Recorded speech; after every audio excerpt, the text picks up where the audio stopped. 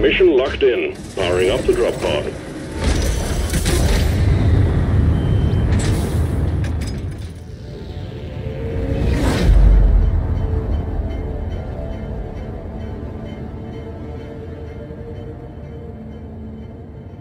So, Trolls, what is Deep Rock Galactic all about?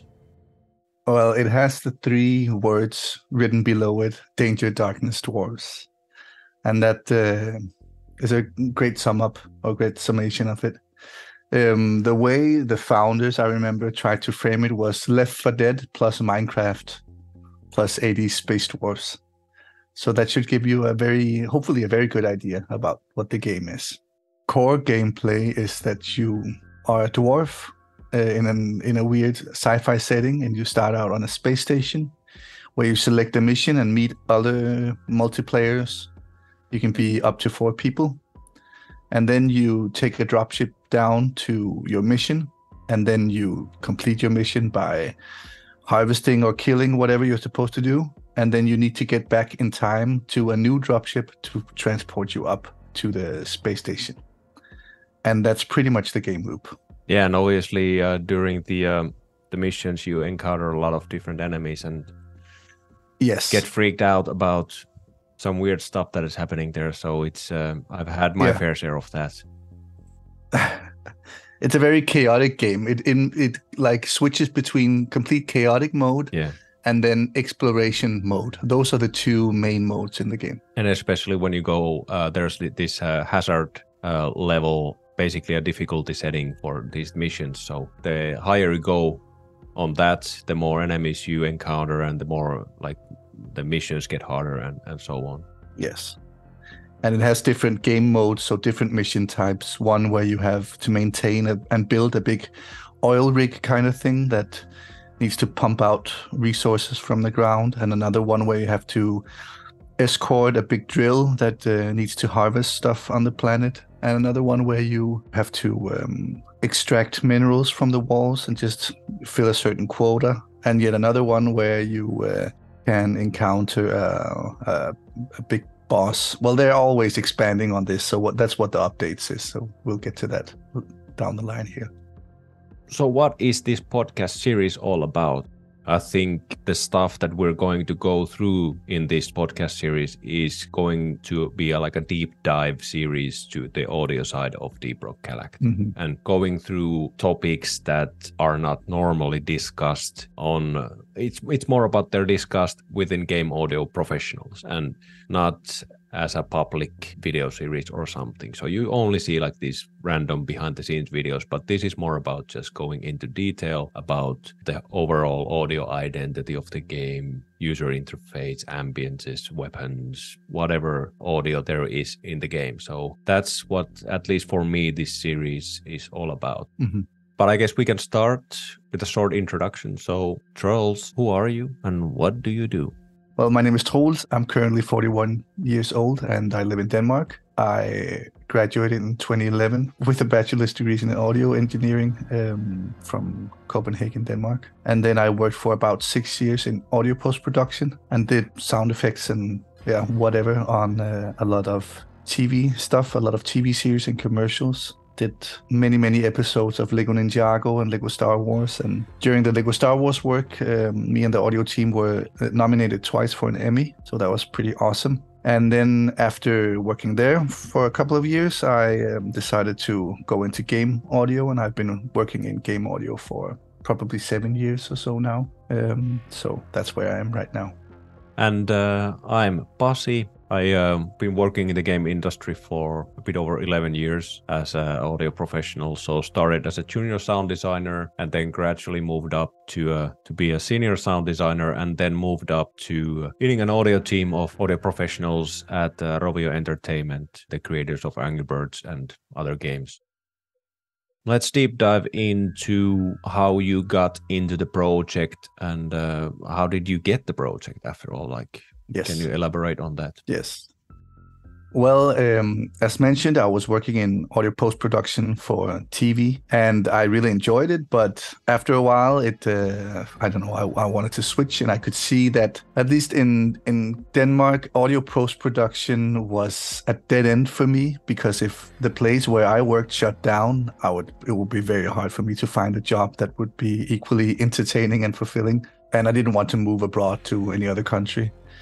So I started looking a lot on the internet and started writing posts where I'm like, oh, I'm available, I'm doing this and this. And then I came across a post on some internet forum that Ghost Ship Games had put up. And this was before Ghost Ship Games was anything. They weren't big at all. And they just wrote that they were looking for an intern, a non-paid position. So I was a bit cheeky and I wrote them that I would love to apply for the internship, but I couldn't be working for free because I had 2 kids and a wife. So, and then I had a meeting with them, and luckily they had, I should say they had me and another person do a small audio assignment for them. And then based on that, they wanted to find out who was the most qualified. And apparently they liked me. So I came for an interview. And at that point, they had gotten a bit of funding. So I would actually get money. Then I started a freelance position at their place and, quit my current job at that time, which was super scary because it was a freelance position. So it was only part-time, and I had to completely start up alone in the audio industry, which is pretty hard in itself. And I remember at that time, during the crossover period, I did other stuff. I painted houses and stuff just to earn a living while I was starting to work on Deep Rock Galactic. And then later on, I was hired part-time instead of a freelance position. And then I was later on hired full-time, but then they rented me out to another developer. And then eventually I was hired full-time. And at Deep Rock Galactic, I did all the SFX. And then eventually, as I learned more, I did more and more of the implementation as well. And I did all the music production for the game as well and recorded all the voice lines. It's not me who's actually performing the voice lines, but I recorded and edited and stuff. Who's the actual voice actor for the guy who goes like, "Greetings, miners"? That's Robert Friis. He was the art director at Ghost Ship. Ah, nice. So we would just go into an empty office, small office room, and use a laptop and set up a mic and have whatever cardboard boxes we could have stacked up behind him to not have too many reflections in the beginning. And then we recorded him because we were going to have a radio filter on him anyway, so it didn't have to sound amazing. Yeah, and you can nowadays just kind of deverb things if needed. Yeah, this was so reverby though, very bad, that it was pretty hard to do.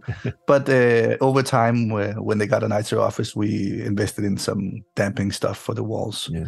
That was mobile, so we could just set it up when we recorded him. Sounds good. Like it's convenient that it's someone from the actual game team instead of a voice talent. But of course, it's like getting a proper voice talent is always the better thing. But sometimes those awesome voice talents are in the game team, so you never know who's been doing something or who has that skill. Exactly, and I think it's great to have convenient solutions because you can iterate on stuff very quickly. Yeah. Instead of having someone who sits in Australia or whatever and records voice lines, and you have to make it very official and stuff. Yeah, definitely. And all the dwarf voice lines we recorded right across the street in a small studio there.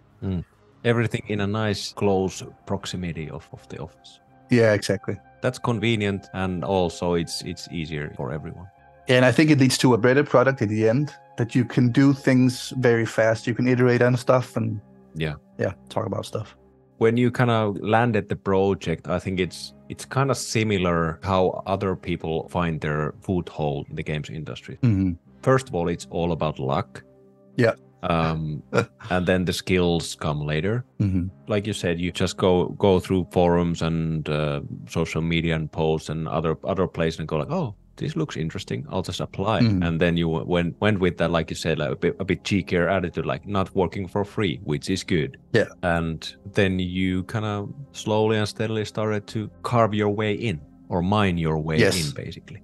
Exactly, mine my way in. Drill my way in. Yeah, definitely. And I think it's good to also talk about the tests that you did. at least to my knowledge, it's still a standard that you Yes. do a small test either to a video, or they give you just a document of text and say like, okay, this is the brief. Can you make sounds for these?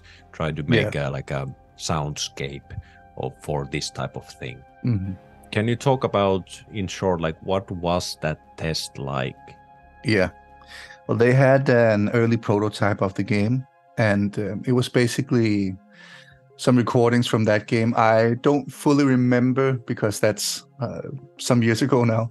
But it was basically the dropship scenario where you were inside the dropship and it landed, and you went outside and encountered monsters. And I think that was pretty much it. It was like a 1 minute thing or something. And then I just had to come up with sounds for the different monsters and the different scenarios. And it's a great way for the people who are hiring to actually determine what you envision the game should sound like. And do you have the sort of audio imagination? Do you, like when you're inside the dropship, do you put a boxy reverby sound on everything, and when you're outside, do you put big reverby cave sounds on stuff? And when something explodes, do you duck other sounds in the game or muffle stuff? You just get a very good overall feeling about getting inside the other person's audio brain, so to speak, and seeing the creative level that person has. So it's a good test.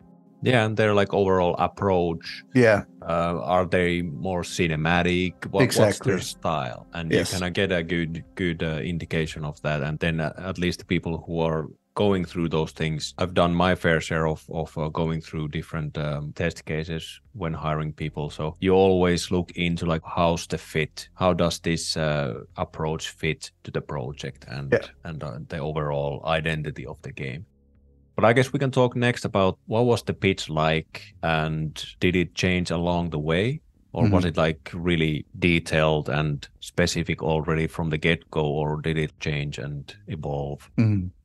Well, the pitch was when I came on the project, they already had that early prototype, and they already had the Danger Darkness Dwarves. And one of the absolute strengths of Deep Rock Galactic is that it was so clearly defined from the beginning. They had this very simple core game loop that we explained, basically going down with a dropship, mining minerals, killing enemies, having a shift between exploration and chaos, and then having 4 dwarf classes that really complement each other. So it's really natural and flowing co-op. Then you need to get back to a new dropship before a certain period of time. Otherwise, you get stuck down there and then you're pulled up again.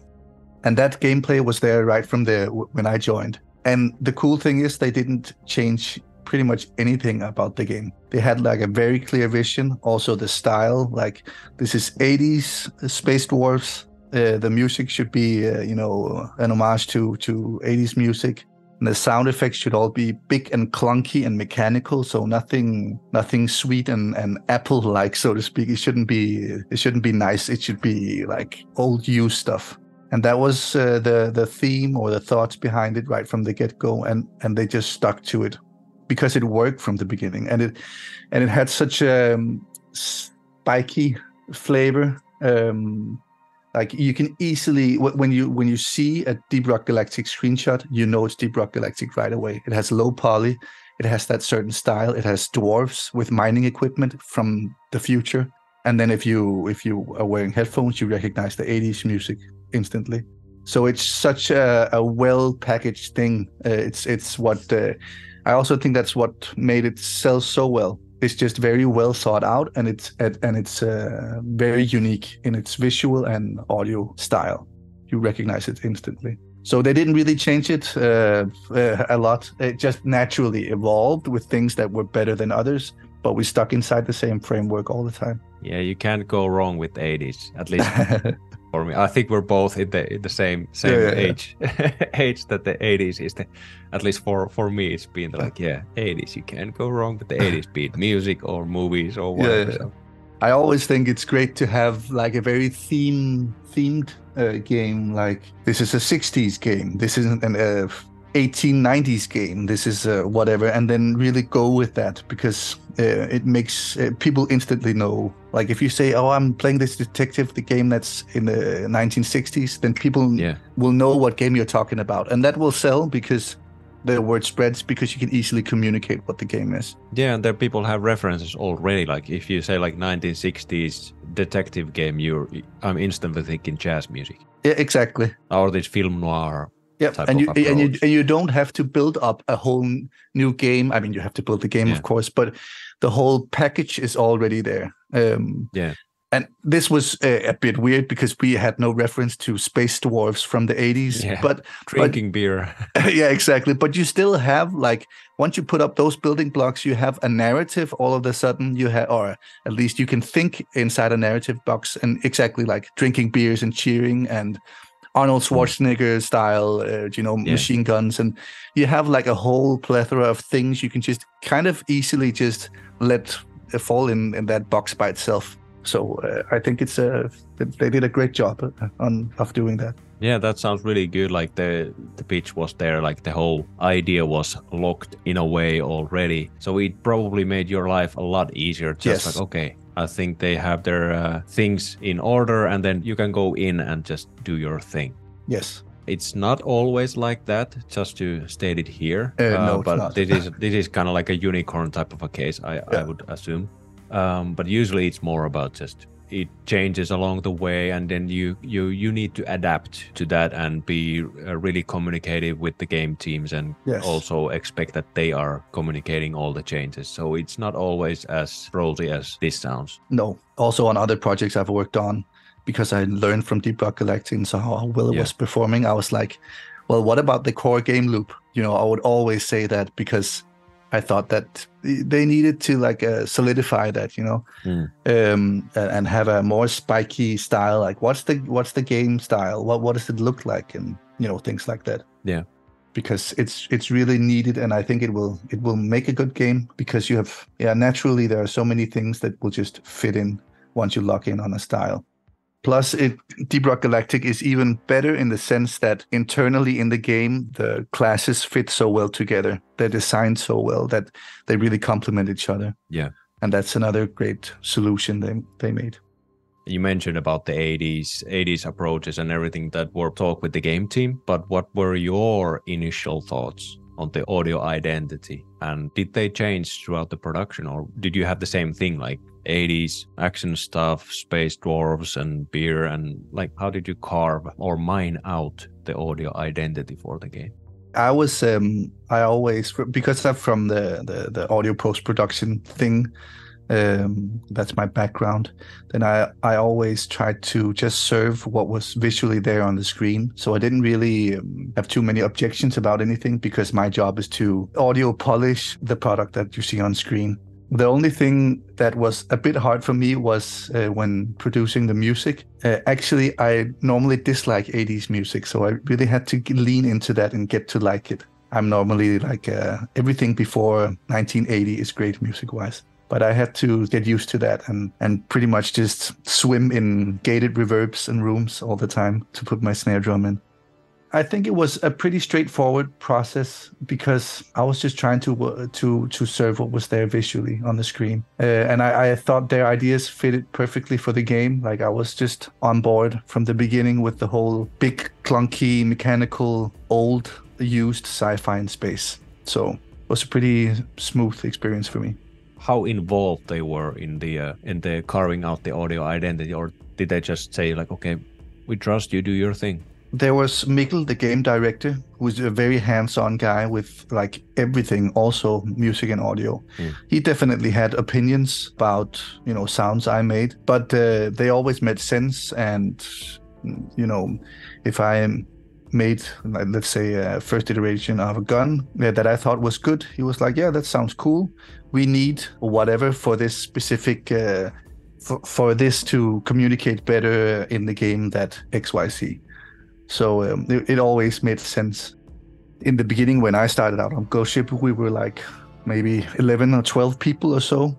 And you just listen to feedback from other people. So naturally, you converge into like your opinions about stuff are being influenced by other people. Yeah. And then later on, when the company grew, it would be more me and Mikkel just talking. And then if a lot of people said the same thing about a weapon or whatever sound, said the same negative thing about a sound, I would listen to it and adjust accordingly. But it was a very dynamic thing, just back and forth. Yeah, that sounds really good. Like it helps when the game team is coming up or have already thought about how the game should sound like and what are their like what kind of feel and mood they want to have in the game. It already helps if they've thought about that instead of just relying on an audio professional just coming in and doing their thing, because in a way it's their project from the start. Like it's their, for a lack of better word, their baby that you kind of need to then take care of or foster or whatever you want to call it. I completely agree. I have the approach that whenever I work on a project, I'm there to serve the people that are making the game. It's not my game. It's not my audio in that sense. I mean, I just want the game to be its best, right? Yeah. And often the game director will know what he wants. Or the people working on the project will know. And of course, you can have different opinions and stuff, but whatever serves the game the best, you should do. And if you are a game developer and you have worked on this game for 3 years before signing on a composer or a sound designer, you normally have a pretty good idea where you want to go. So you should just listen to that as much as possible. Yeah, and it really depends also, like, when do you jump in? Yeah, exactly. It could be from day one. It really depends on the project and the team. So some teams could be like, oh yeah, we forgot totally about audio and let's get some person in or some team in to help us out. Sometimes it happens. Sometimes it's just like, let's get you in from day one. And in this case, it seems like you were almost there from day one. Well, not actually completely, because they had that core game loop and they had the characters that complement each other and they had the setting and they also had template sounds in already and template music. Yeah. So they had thought about a lot of stuff and you know, making choices and things before I ended up there. I worked on other projects where it's been very much from the beginning, where I had to, you know, do stuff more from the beginning. So for me, Deep Rock Galactic, the whole approach was very good. Also the timing on when they hired a game developer, when they hired an audio guy. Yeah. So just, it fit well. Did you use other games as reference, inspiration when coming up with the audio identity? And if you did, what were those games and why?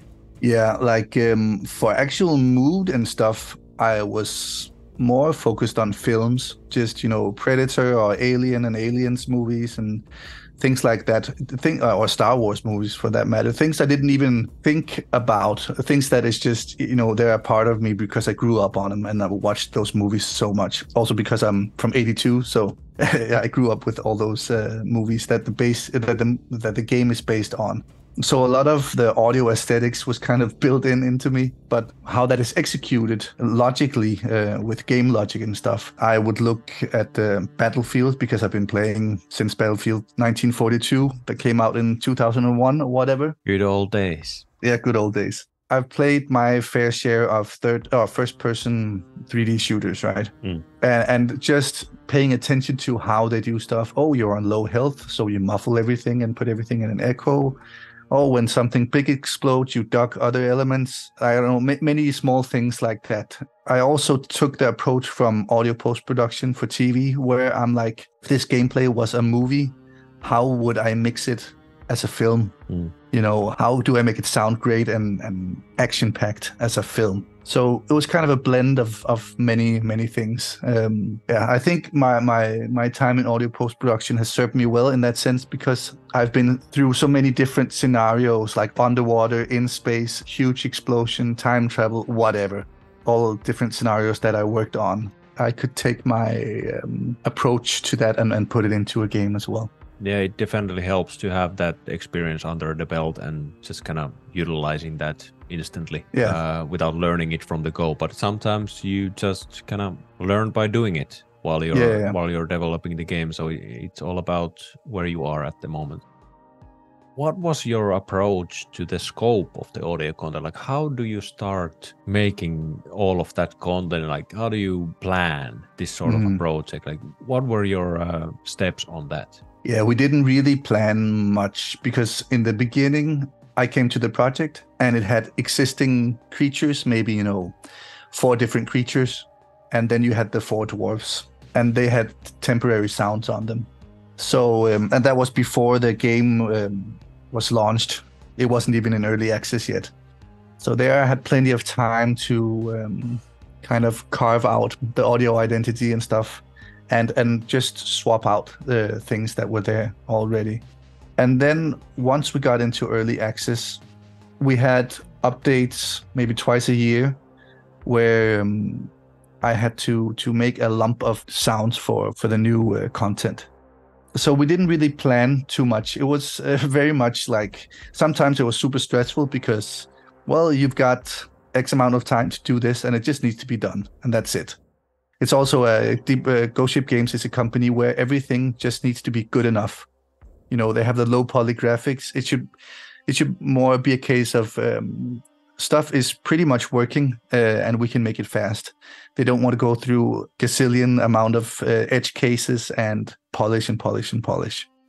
So it was pretty much just touch and go on that. Like, if it sounds good, it is good.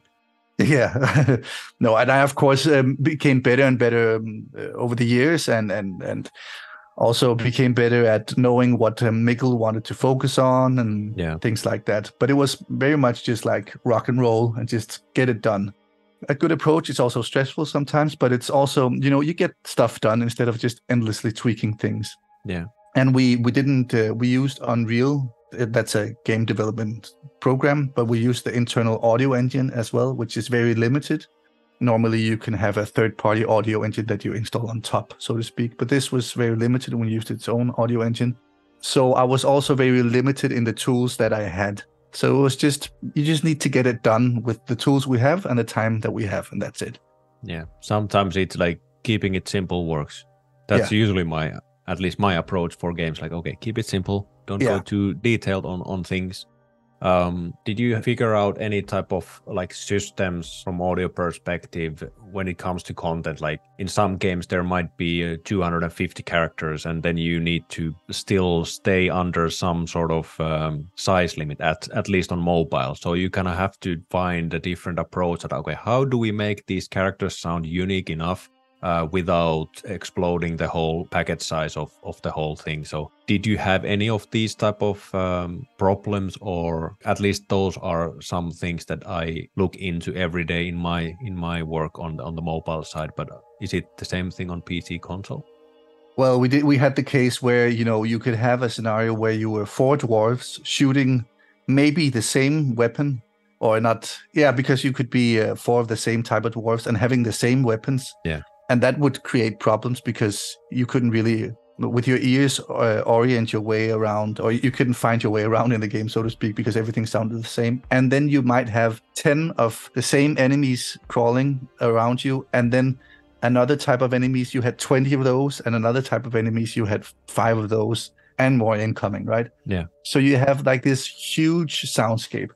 So what I spent most time on most effort on was creating monster sounds that sounded differently from each other, and then also mixing, playing the game, mixing stuff, muting stuff, making logic so that I would turn off, under many conditions, I would turn off or duck many of the monster sounds and only play what was specific. For instance, I had a system that if large enemies came in, well, basically, I take the approach that you should be able to play a game with your eyes closed and still be able to find your way around. Of course, that's impossible, but you get the idea. Yeah, definitely. So if I have like big enemy that's very dangerous, and I have a medium enemy that's not as dangerous, and a small enemy that's not very dangerous, I want to automatically nudge the player towards success all the time with audio cues. I want to, with audio, nudge him to have a good experience and to survive as long as possible and feel as a success.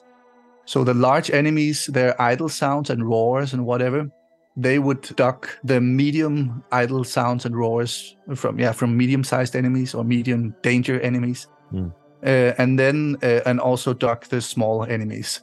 And if you encountered a medium-sized enemy, he would duck only the smaller-sized enemies around you. So you would always focus on what was the most dangerous thing in the game. And also, when you killed something, if you killed a creature, I wanted that to always be identifiable, because maybe you throw a grenade and you turn the other way because there's an enemy coming towards you. but you always need to know if you killed that enemy or not that you threw the grenade at. So death sounds would always short, only for a short, maybe 0.5 seconds or less than that, duck a lot of all the idle sounds of the enemies around you. So having systems like that all the time, and with weapons, I mean, your own weapon will always duck other player weapons, so you only focus on what you're doing so that you can survive, because the other players will focus on how they should survive. So having tons of small systems like that worked into the game was something I was focusing a lot on and spending a lot of time on. And then there's the whole, making the sounds for the creatures themselves. Sometimes you have a family of creatures and they should sound related, but you have different sizes of them or different mutations. And then you have completely different animals that are from almost like another world. They should sound completely different. And I have this grabber, it's called, I don't remember the actual official name, but we just call the grabber in the game. Not the cave leech, the flying enemy that goes in and grabs you. Oh, yeah. It's the I had it yesterday when I was playing the game. Yeah, exactly. It has a very high-pitched bird-like sound to it. Yeah. And it needs to be high-pitched because it sticks out, or you easily identify it from all the other more like low-frequency rumbling stuff going on. And you also probably hear if I remember correctly, it had this high-pitched wings flapping thing, like type of thing as well. Exactly. So like thinking frequency-wise in the soundscape, and also what is the flying enemy is a much more mobile enemy than all the other enemies. So you need to hear it from far away because it could come and grab you very quickly. So thinking a lot of gameplay stuff into that is super important. Yeah, and it takes time. Yeah, it takes time. It takes a lot of iterations. And then after a year or two, it's just something that you don't really think about anymore.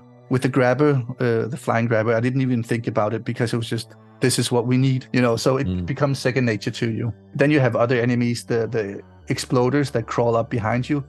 They deliberately don't have an idle sound really, because they should be, you should only have a warning maybe like 1 second before they explode, because that should be the game experience. They should just crawl up on you and you should be scared because, they're going to explode soon. It definitely works.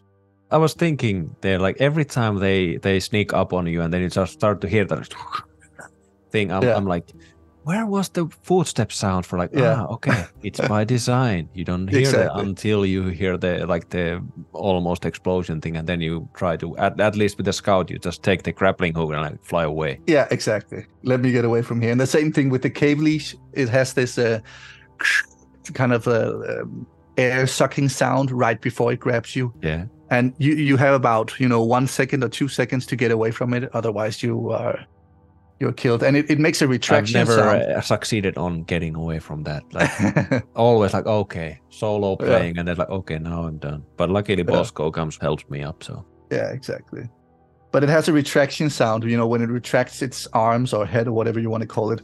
So then, if you avoid it, then you know where it is in the general direction, right? So just thinking about a lot of how to nudge the player into serving the gameplay, for instance, with the exploders, you shouldn't be able to hear it because that's by design. Yeah. But doing that, also having in mind that the player should feel like a success, right? Yeah. Like making the sounds themselves is one thing, but creating the whole player experience, the whole mix and the logic behind that is what I think is super important and creative and makes a great game. I remember we had a version of the game before I started focusing on putting a lot of docking logic in, and it was just one big noisy mess from hell, pretty much. It was unplayable, at least from an audio perspective. And then I started focus on some enemies. If I see them, they are louder if they are within my field of view. And other enemies, when I see them, they are not as loud. If it's a loud enemy, then I can see it visually, so I can actually turn it down as soon as I see it. But if I have my back to it, I want it to be louder than the other enemies because it's something that will come and kill me quickly. So many different things like that. Yeah. And even though we touched upon some of the gameplay things here, mixing, implementation, not so much on the optimization things, but we will get on those topics in the later episodes, definitely in more detail. Mm-hmm. Speaking of the content, at least in your behind-the-scenes videos that you've done on your YouTube channel, you've done custom recordings, at least the you sweep it in your the scraper. the scraper thing. So it's in everywhere. So in pretty much every creature in the game. But what other custom recordings did you do for the game? And like, where did you go? What did you record? Yeah. How did you record it? How was it used in game? This is a big topic, and I think we can do like a summary here and then go a bit detailed on the other episode as well. But how much stuff did you record yourself, and how was it like? And well, I have a big sound library, and then I love to mangle stuff. So that was, of course, the approach. But on many sounds, I had my own layer of something weird. On many of the creatures, for instance, like you can go to the bar in the space rig and then drink a glass of beer. And that's me. I stuck my recorder almost into my mouth, and drank a lot of water from a big glass and then recorded that. I wanted that to sound very wide in the stereo field because it's a sound source that's very close to you. That's one small thing. But also I recorded some food, like a meat dish, spaghetti dish with meat sauce, and just recorded that and made slimy sounds that you can hear all over the place in the game. And my kids screaming and making weird voices. There is a flying enemy in the game. I forgot the name, but it sucks up in air and then it shoots arrows towards you out of its mouth. That's my oldest kid doing this weird. It has this weird reverse trilling sound, like but reversed, like sucking in. Is it the one with the yellow belly thing? Exactly. That's him sucking in and inhaling in a weird way. So his lips were flapping. And also some of the creature vocalizations from the more grunt-like creatures. That's my kids, of course, mixed with a lot of other weird stuff. I recorded some Nerf guns as well for the weapons. I recorded an old reel-to-reel recorder. I used that on the weapons as well, all the different buttons and stuff, but also the mechanics when you press play or rewind the tape or fast forward. It just gives this interesting whine. I recorded real weapons as well. Both of my big brothers, they have hunting certificates and a small cabin in Sweden. So I went there and recorded stuff. And I did all of that with a very cheap Zoom H5 recorder, which isn't super good. It's pretty noisy, but you can make it work. Yeah, definitely. And it's better to have a recorder and you're able to record something instead of not having it. Whenever I go somewhere, I usually have it in my backpack. Yeah, me too. And like H5 and other handheld recorders, they are really good for things that aren't low on volume. Like I wouldn't go record forest ambience sounds with it's H5 horrible. because the self noise of the microphones are overpowering everything. Exactly. But yeah, definitely for louder sounds, those are usable. Even like a phone works. You can do magic stuff nowadays with software and cleaning things up. Yeah, exactly. I need to upgrade my recorder at some point because I want a recorder that's less noisy, right? Because as you mentioned, the noise floor is insane on the Zoom H5. We could probably have an episode about just going full in on the audio gear if the listeners want that. Yeah. Let's see. But I'm all about making do with what you have and just making it work. Keeping it simple. Yeah. Keep it simple and have the most simple systems as possible to serve your purpose. Yeah. That's also what I did with Deep Rock. I when updating the sound, I would always just go with the lowest hanging fruit. What sounded worst of the sound that I had made? Well, update that sound and then play the game again. Okay, what sticks out now? That one. Well, make that better. Yeah. Just continue from there. So the game has been out for a while. Obviously, there's been a lot of new content coming into the game. We call it like a live service type of thing. Mm-hmm. What was the live service like for Deep Rock Galactic from audio perspective, and how much new content did you have to make, and like how big were the updates in scope usually? They normally have, like, I would say 2 big updates twice a year. The other updates are just small software updates or tweaks, but content updates, they have those twice a year. And they are usually pretty big. It could be new biomes or new weapons or new enemies or a new game, a whole new gameplay type. So for each update, I had to make new weapons or new enemies or maybe sometimes both or a completely new biome. but it's always within a good time frame. So you have this amount of time before this should go out, and then you kind of plan accordingly. If I can see that the whole process was stuck somewhere in programming or whatever, I would ask the visual artist for test animations, or just ask someone, what is this enemy like? And then start on preparing sounds for the enemy or the weapon, even though the weapon wasn't in game or the enemy wasn't in game. So I would ask, like, for instance, the weapon, is this an energy weapon? Is it fast firing?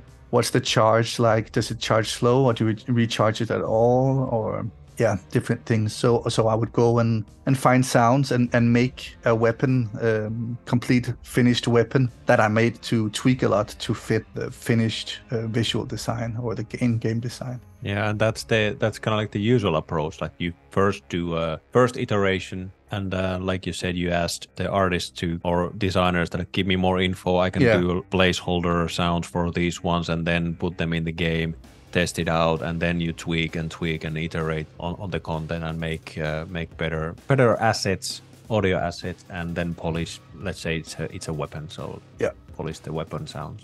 Yeah, exactly.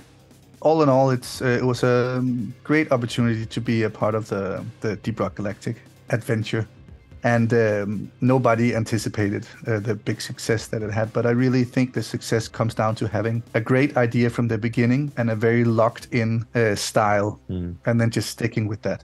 Yeah, because I threw away hardly any, like almost no work that I made, because we already had such a locked-in experience. And also the music, everything was pretty much used. So it was a very, very good experience. Yeah, it helps to have the design locked in, and it just makes everybody's lives easier. Yeah. Less time wasted. More actually doing the fun stuff. Yeah. I think this is the end of this first episode. This is the end. This is the end, yeah. But I think next episode we'll jump into another topic. We'll figure it out what it is, but it's definitely gonna be something interesting again. But yeah, until next time, listeners, rock and stone. Rock and stone.